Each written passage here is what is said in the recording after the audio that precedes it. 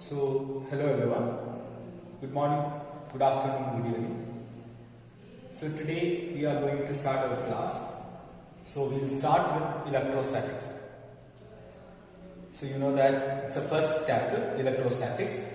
According to our syllabus, it's the first chapter. So before that, I would like to say something. That I think you all are safe. So I guess. So stay safe and stay home and take care. Okay. So let's start our topic, electrostatics. And before going to start electrostatics, I would like to tell you something. That is, you all know that electrostatics is the first chapter and we can divide the chapter into basic 3 chapters. What are the basic chapters? First one, electric charge and field.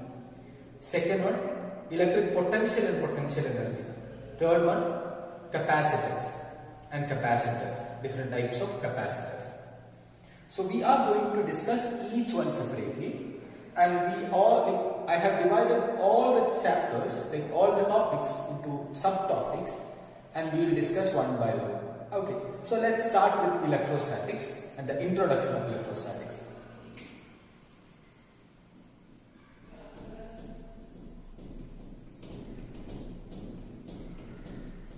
So first of all, what is electrostatics?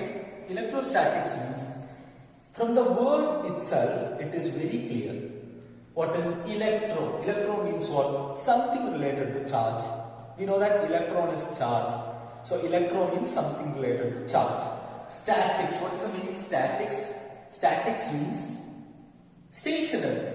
So we are discussing the charge stationary charges. Those charges at rest.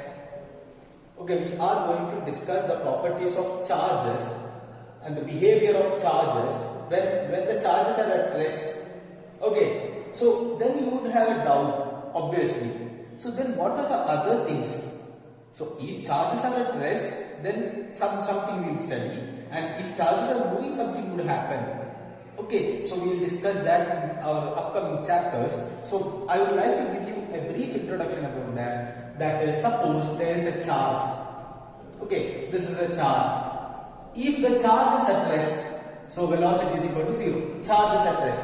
Then it can produce electric field. It can produce electric field. And when the charge is moving, suppose this is the charge and the charge is moving, velocity is not is equal to 0. Then it can produce electric field. EF means electric field and magnetic field. It can produce electric field and magnetic field. Suppose this is a conductor, and in our second chapter we will study current electricity. And here in the conductor, suppose a charge is moving inside the conductor. A charge is moving inside the conductor. Then it can produce magnetic field around it. So in all these different cases, look at this here, charge. But their behaviors are different when they are at different conditions. So this is why we are, first of all, we learn electrostatics, then we will move on to electrodynamics, etc. Then we will move on to electromagnetism. Okay, so I would like to give you the basics of electrostatics first, then we will move on to the next topic. Okay, so this is what is electrostatics. So charge is at rest. Okay, so that is what is electrostatics. So in electrostatics, first we will discuss about charge, because as we all know that charge is the basics. Charges are the basic thing of electrostatics. That is the thing. What is charge? Charge is the basic thing. Charge. Okay. So look at the word charge. You all know that. You must have heard the word charge several times, I guess. So what is charge?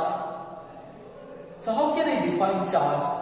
So I have seen many students, they are like, they don't know how to express charge. They know charge, but they don't know how to express the charge. So I would like to give you an intuition on that. take this top of this marker, and what can you say about this top?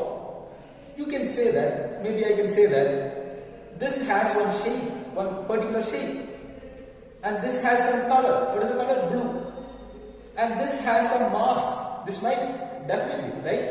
And this has some other properties as well, right? Similarly, it might have one charge. It possesses one charge as well. So charge is nothing but it is a property of the matter.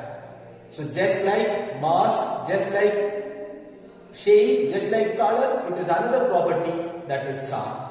Okay, so you all know that, you must have studied about charges, right? So let's say charge can be positive, negative or neutral. Okay, either positive, negative or neutral. So you have studied many things about charges, and I would like to give you my first primary assignment. So first assignment for you, read the basic topics from first year chapter, that is your structure of atom chapter from chemistry. Read the topic, that is what is Thomson model, what is Rutherford model, what is Bohr model. Read them and just get an idea about what is charge, or how the charges are producing inside an atom, or in an atom, in a material, in a matter. Okay, so you have to get an idea about how the charges are forming inside an atom. Okay, you know about electron theory, proton, neutron, nucleus, etc., etc. So you have to get that. So that is my first assignment. Okay, and then, so that is about charge. And then, so as I told you, there will be positive charge, negative charge, and zero charge, like neutral bodies we have. You know that what is positive charge? That is, you have to get that idea, but anyways I would like to tell you what is positive charge. Positive charge means when an atom loses some electrons, it will get positive charge. When a matter or when a body loses some electrons, it will get positive charge. Then when an atom gains electrons, it will get negative charge, and then zero charge. So here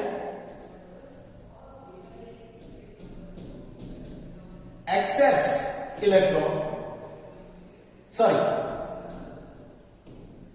here accepts electron or gains electron, here it loses electrons, then this is loses, this is accepts, then here there is no change in number of electrons.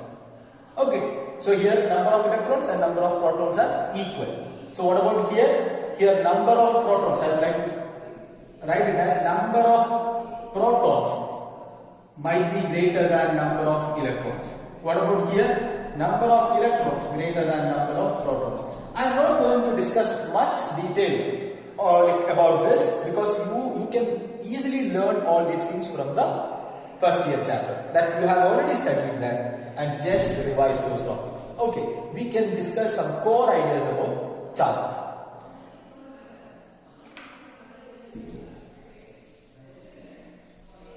Okay, the next one, what about the unit and dimension of charge? The unit of charge is, it's Coulomb. What is the unit of charge? Coulomb. We represent it by capital C. And what is the dimensional formula?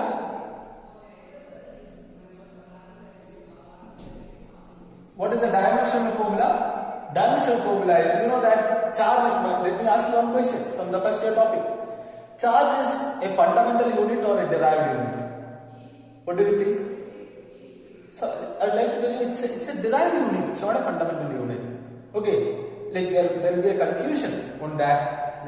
Maybe like people, like the students, they think that charge is a fundamental unit. It's not a fundamental unit, it's a derived unit. And what is the dimensional formula? We know that I is equal to Q by T. So from that I can write Q is equal to I into T. So it will be I into T. That is the dimensional formula. I or A. For current you can give the dimension I or A. Okay. So this is the basic property of charge. Then